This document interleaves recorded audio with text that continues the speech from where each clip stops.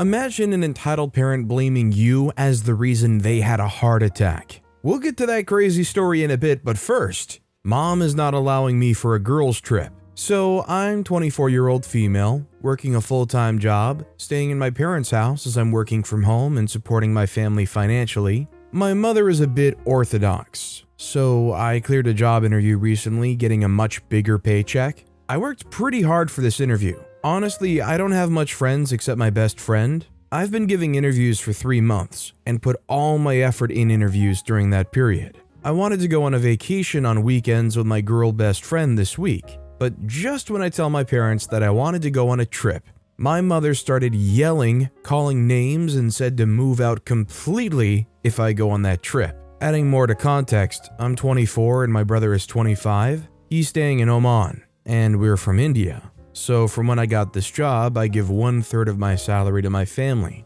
They're using this money for sustenance. I have no problem related to that, but my brother also gives some amount of his income, but my parents don't use it and keep it in the bank for his future. Their explanation for that is that he's staying outside. We can't spend his money, but he's having a pretty luxurious life where he's staying. When I mentioned to my family about my next job and bigger paychecks, the question my mom asked instantly, how much more money will I be giving when I get the salary? Honestly, growing up, I always felt my brother got more support for his studies than me. Me, on the other hand, did everything I could to get scholarships, giving tuition for pocket money. And still, now, whenever I buy things for myself with my own money, my mother gets upset. I'm willing to bet there's more of a cultural thing than I really understand going on here, maybe even down to the sons versus daughters type level. It's easy for me to say cut them off or move out or try to get independence, but when you grow up and are indulged and around in that culture, I imagine it's not just that simple. I would say though, still go on that trip, and God forbid if they try to control you and shut that down and try to prevent you from doing anything for yourself in this life, you can threaten that you're going to stop supporting them. Would they really be stubborn enough to give up 1/3 of your paycheck? You're definitely allowed to do things for yourself with money you've earned. Also, hi, I'm Steven, and if you can't get enough of hearing about these entitled parents, why not hit that subscribe button down below? That said, our next story is, I never thought I'd be posting here, but here I am. I currently babysit for 2 families throughout the week. A 5-month-old baby for one family, and a 1 and 4-month-old, and a 2 5-month-old for the next family. I was supposed to watch for the second family, 2 children, tomorrow night from 4 p.m. until 12 p.m. the next. So 20 hours straight with no pay. I didn't necessarily mind until she told me both of the kids are sick, and that she was already worried about spreading it to children at the park. So I let her know that I didn't think it was a good idea that I watched them and then watched the other family's child the next day and possibly spread it to him. She proceeded to get mad and try to guilt me, saying that they're not actually that sick, she was just being dramatic. I had apologized profusely already, and she continued to try and make me feel worse. I'm already an emotional person as it is, but I didn't know what to do. Eventually, she started getting nasty, and I decided I didn't want to be a part of that and told her that she would need to find another babysitter, that I wouldn't take her disrespect. She only got more mad, but I'm just so baffled. I've never had a family act like this. The 5-month-old already had RSV, so I don't want to risk him getting sick again. He's still so little. She blocked me on everything because she thinks that this is all just to screw her over, when in reality I cried for an hour before even texting her because I felt so guilty already. I'm sorry, but OP shouldn't even be doing this 20 hours straight with no pay to begin with. I mean, OP shouldn't feel bad at all. They shouldn't even cry. This is like almost a blessing that this lady blew up at OP, because now you have a reason to not do that. Sucks for them, yeah, they're gonna have to try to figure something out, but maybe they should have thought about that before they blew up at the one babysitter who was willing to spend 20 hours straight with no pay. Our next story is, don't poop in the hotel room. I have a just no mother-in-law. You can see my posts on there, and I'll be posting about the trip from heck later in more detail. Long story short, we went on a trip to Disney with husband's family last week for winter break, and it was even worse than I thought it would be. My mother-in-law has 6 kids, and somehow can't stand bodily fluids, so who changed her kids' diapers? But I digress. We got there, and my husband was blowing his nose in the bathroom because he got stuffy during the flight. She starts gagging and screaming that it's so gross and she can picture the boogers. Ma'am, you're in your 50s. Get over yourself. But no, it couldn't stop there. She decides no one is allowed to poop in the room. Side note, I have Crohn's and I'm poop shy, and I've ended up in the hospital on previous trips with friends because I wouldn't poop in a shared bathroom. So she decides that none of us can poop and we'd have to use the theme park, restaurant, and lobby bathrooms. At this point, my husband and I are pissed, and so are his siblings and the older sister's partner that came. The next morning, she goes to the lobby at 7 a.m. to be a Karen to the staff. We're all still sleeping, and she comes back in and flips out that it smells like crap and someone pooped. She starts screaming and accusing us. Meanwhile, we're all in bed. None of us have moved. So she decides to close the bathroom and make us all go outside to pee also. I call my mother, and she was like, I would poop on her bed. But she ended up paying for our own room, so we ended up doing our own thing. But we will never be going on another family trip. I'm just trying to figure out what kind of hotel this was that the room was big enough to share everybody in it. I think this is just a life lesson. If you go on any kind of vacation that involves a hotel, don't room up with your in-laws. Get your own room. Also, not gonna lie, if somebody's like blowing their nose in front of me, I'm also in the back of my mind like, that's kind of gross. I hope I don't see the tissue. But you gotta admit, her reaction, gagging and screaming and stuff, just so overblown and pathetic. Our next story is, can this be more ironic? I had a very abusive father. Not only did he not give me money, but was also severely damaging my self-esteem and self-image by abusing me. Grew up with no money, and anyone can see from my clothes alone that I'm poor, although my father himself has a few million. I knew back then that my only choice to live like a normal human being is only by getting a university scholarship so that I get to live away from my parents, as well as get money. I succeeded in that, and now I'm almost an engineer with a job already. I had no money, no car, nothing at all. What I find really ironic now, like the most ironic thing I probably will witness, is that my father is trying to manipulate me into giving him my salary. He's suddenly kind now and he needs my money to save it. Talks in such a sweet way I've never heard in all of my life. The way he speaks to me now is kind of scaring me, although it is sweet. It feels exactly like how a serial killer would speak to you. Can this be more ironic? I don't think it's ironic at all. I think he sees that you are an asset that he can potentially milk and get on the good side of, and they're more than happy to try to cozy up to you and try to leech off of you. The best part is if they would try to start gaslighting you, saying like, I've always loved you and I've always tried my best to take care of you. You know, maybe try to guilt trip you into feeling like you owe them some money. Our next story is, I ask a parent not to play Cardi B in our parking lot. Hijinks ensue.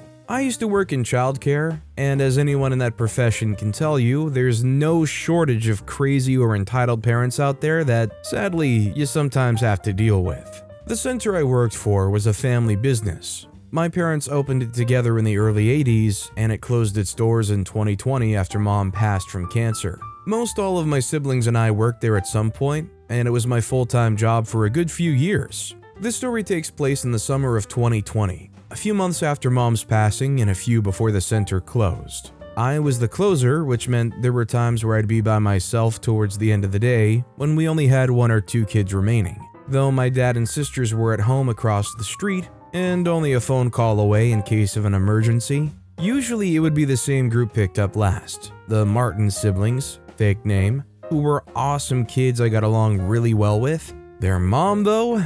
This particular afternoon, I'm bracing myself for an encounter, as I have a few complaints from other parents to address with Miss Martin when she gets here. See, she likes to leave her car idling in the parking lot when she picked up her kids, which is fine as this is a low crime area, and the process only takes about a minute start to finish. However, she'd also leave her radio blaring the whole time, which was brought to our attention when another parent came to us and said she almost crashed on the highway when her 4-year-old suddenly asked, "Mommy, what's a WAP?" Naturally, we can't have people blasting inappropriate music in our parking lot. So when she shows up, I pull her aside and explain to her calmly and politely that there have been some complaints about some inappropriate music coming from her car when she pulls in. And I ask that from now on she turn her radio off before coming into the building. A reasonable request, one may think, but one would apparently be wrong. It's been a few years since then, so I can't remember her tirade verbatim, but she went off on me over this, practically screaming that I'm just a sensitive little white boy who can't handle her culture, and that this is just more of the racist BS she has to deal with every day. For reference, I'm white and she's Hispanic, but that was never even close to being the issue. The issue is that Cardi B's rapping about genitalia in our parking lot. I have no idea why she even thinks this is the case, but sadly I'm not really that surprised to be getting this kind of reaction from her, as she's made a few scenes like this in the past over similar issues.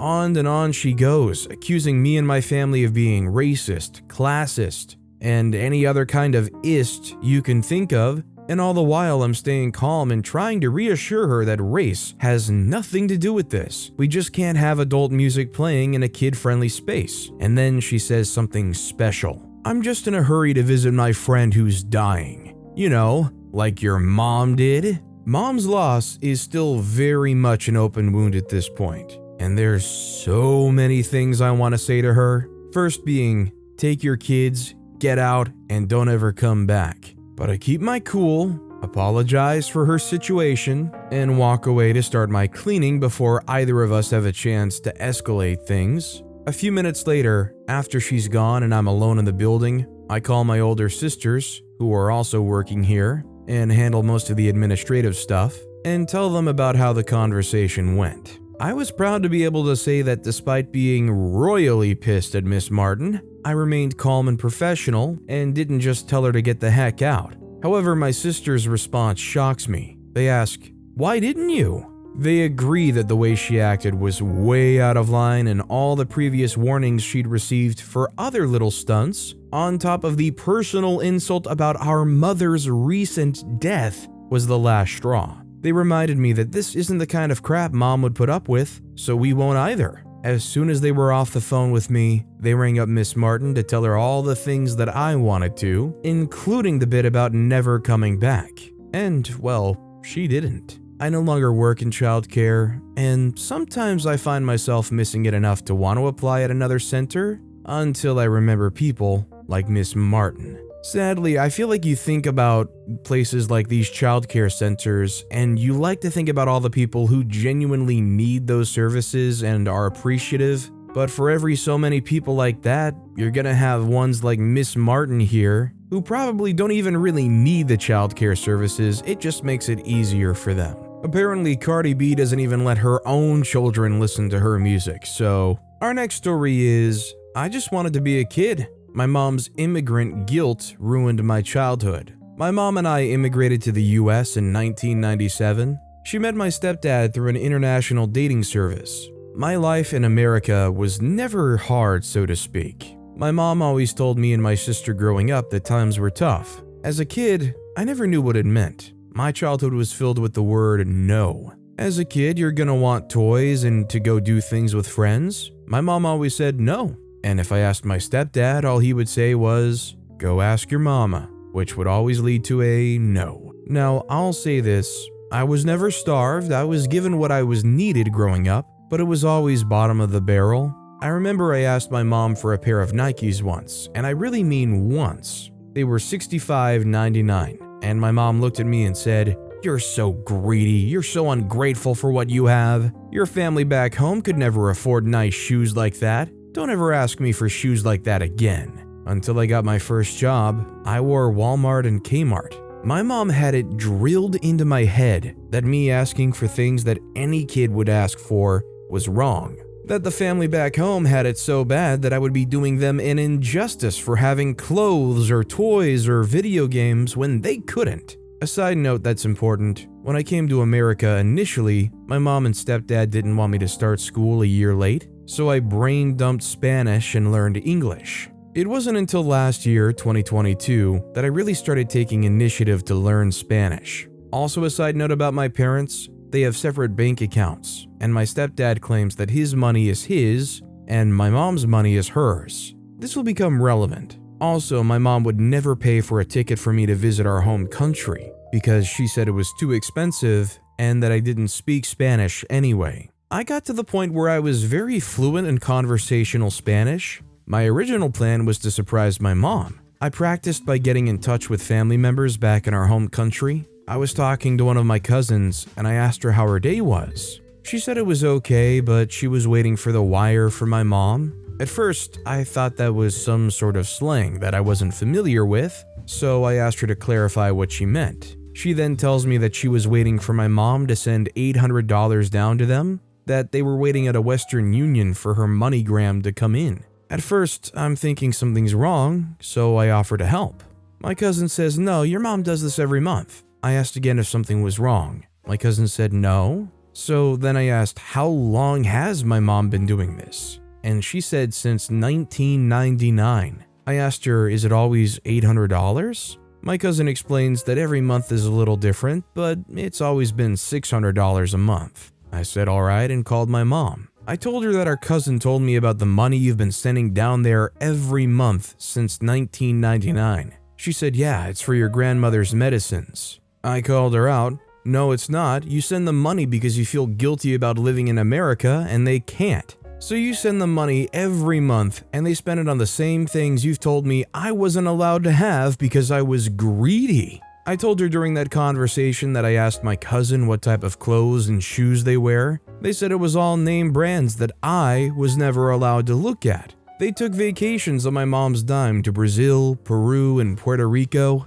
while I missed every single school field trip that required money. I got a job at 14 so I could help with groceries and buy my own clothes because I felt that I was costing my mom too much money. I explained that according to them, she would send at least $600 a month down there. That would mean that she sent over $170,000. I told her that she could have helped me and my sister get through college, but instead we had to take the student loan route. I asked her this question. Is the reason you never bought me and my sister tickets to go visit because you didn't want us to see the truth? Her reply was, I brought you to America. You had it better than all of them. You're just ungrateful. I said, no, I just don't feel guilty about being here. If they really wanted to come here, they should have used the $170,000 you sent them. If you made it this far, you might be wondering where my stepdad is in all this. His belief is, if the conversation is about money that is not his, then it's not his problem. It was never about the clothes or the shoes.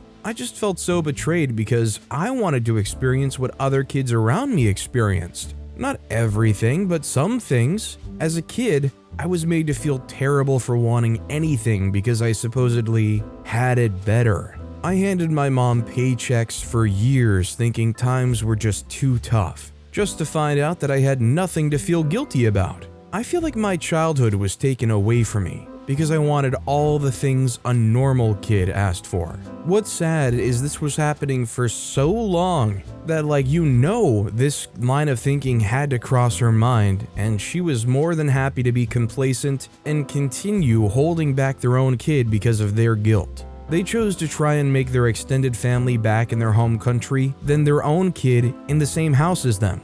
Our next story is, my mom berated me over a hoodie. So backstory, I go to this hiking class. My mother is very extensive about health. There's a lot more going on than what I'll say in this post, but this is the simplified version. She's very protective about health, and sometimes it can go awry. I take many vitamins a day, am fit and eat very well. Alas, she thinks I'm prone to sickness. She booked me and my brother and her to go to Disneyland this Friday, and she obviously really wants to get there. She also does not want me nor my brother to miss any therapies or lessons we have. So today was hiking day. We went hiking 10 miles, mostly uphill to the top of a cliff. It was 60 degrees on a cloudy day in California, but the sun was visible and hitting me because we were in a large grassy field or on an uphill climb. My mother had specifically told me not to take my hoodie off, even though she knows I get very uncomfortable under heat, and I sweat very hard. So roughly 3 miles in, I took my hoodie off because I was sweating like heck and the heat was killing me, in combination with the difficult uphill on the first part due to me being very sensitive to heat and prone to sweating. I acknowledge that this may have broken her trust. It went pretty well otherwise. I talked with my buddies, climbed a rock wall, and started walking back. This is where it goes bad. I took the hoodie off my waist and put it back on because my mom overreacts most times, but I made a mistake. The hoodie was on sideways. She noticed. After she had noticed, she said, "Get in the car," and started yelling, cussing me out, and screaming about how I was going to cost us the trip, and that maybe she should just take my brother instead of me and leave me at home with nothing for the whole day. She said that if we missed any classes, it was my fault and that she is very disappointed. Then she proceeded to say she was depressed because I talked back when she started the tirade. As somebody that's sometimes capable of getting heat rash, which is when you get hot and sweaty, your skin will start being unbearably itchy. I couldn't imagine forcing through wearing a hoodie in direct sunlight like that. If she was that worried, she would find a way to get OP to take some kind of sunscreen with them. Like, I'm sure there's some pocket-sized version of some sunscreen or something. Or if she's just that worried that OP is gonna be too cold and get sick because of it, spoiler alert, coldness doesn't actually cause a flu. You might be a little bit more susceptible to catching the flu from somebody else that's infected, but a hoodie doesn't change that at all regardless. Might as well force OP to go around in a bubble. This next story is, my mom is angry at me for disagreeing with her. Basically, my mom has to go to the hospital for checkups in case she needs a surgery. I went with her for every checkup she had, but when I said that I don't feel like going to one where she'll just be giving a sample, she got mad and disappointed in me. When I told her, I can't go to this particular checkup, but I'll go to the hospital for your other checkups in case you'll be staying for a few days, she understood it as, "Freak you, Mom, I don't want to go with you anywhere anymore, you're on your own." My dad's on my side, he's telling me to drop the subject, but I can't help but feel hurt about it. Since then, things have changed, but we got used to talking to each other normally again, as normal as it could get, but yesterday we had another fight. This time she was a lot more open about her feelings, how she thinks my friends are polluting my thoughts and how I'll understand when she's gone and how I'll cry and feel bad about this. I tried explaining to her multiple times I can't even count that I didn't abandon her for all eternity and that it's my choice to go or not to go. And that I understand that she needs support. But if she just told me, I would have went every time with no question about it. But it's as if she won't listen to me. My dad said the same thing. She just kept repeating how she now understands what type of child I am, how she didn't know I'd stab her in the back like this and that I'm too selfish. She said how I'm relying on my friends too much and that my parents will always be there, but friends are temporary and can easily lie to me. I just feel bad at this point. She even cried to me as I was talking to her, but I think I'm not in the wrong. I tried explaining it to her. Am I really in the wrong though? Am I wrong for saying I won't go once but will go every other time? I didn't really have plans for that day, but I wanted to make it clear I couldn't go every time. I don't want to hurt her, but she's pushing me away and I don't want to lose my guard and let her manipulate me. It just feels so wrong. I just feel guilty even though I'm not the biggest jerk, especially since she believes her own stuff instead of trying to understand me. I'm sorry if this is repetitive since I already made a post about this, but this is a continuation and I need advice again. Personally, I would say just stand your ground and don't give in to her spoiled child behavior. She wants you to basically be unquestioningly by her side the second she says something. But you're your own person, you have your own responsibilities, and also, it definitely is not necessary for you to be there if they're just gonna go get a blood test or something. I would just say stay in that pocket of telling her that you're there to support her, you're there for the big moments, you don't hate her, you don't want to distance yourself from her, and that you hope she can come to understand that. She might get petty, she might try some even more lower blows, but you just stick in that pocket because you are right. Our next story is spoiled kid hits brother. Mom lies about brother. I'm a 15-year-old guy and this happened about 6 years ago. It was in summer. Me and my brother were playing outside when enters spoiled kid about 7 or 6. He begins to annoy me and my brother. We told him to pee off and he does, for a bit. I then went to a large field with my brothers behind me. Soon the kid returns and gets really annoying. My brother told him to stop and he hits my brother. He then tosses a piece of wood with a nail in it at me, bro. He then grabs the kid by the throat and lets him go after 30 seconds. The kid ran away crying. The mom then goes to my house and knocks at the door. My dad answered it. My dad was a beast of a man and he answered it. The conversation goes as follows. Dad says, "Can I help you?" The mom says, "Yes, your kid is beating up my wonderful child every day." Dad says, "Really? I'll go talk to him." He then asked my brother if he did that. He denies it, of course. My dad then asked me if I've seen it. I stupidly said I saw it. He then blows up on my brother. I feel horrible on my response. I think this is really about how the details matter. I mean, yes, they did fight, and obviously fighting is not the answer to anything, but the other kid clearly antagonized and started it, and I think that's pretty paramount. Our next story is, "You're the reason I had a heart attack." So I'll try to keep this as brief as possible. I was not the best son. I had a bad drug habit for around 10 years and made some pretty stupid decisions. I moved in and out of my mom's house throughout those years, and as you can guess, we would fight a lot. I'm now 14 months clean, and for a majority of that time, I've not talked to mother. It's made me realize just how manipulative, enabling, and, well, abusive she's been. I believe her when she says she loves me. I do. However, she would blame me for many of her issues.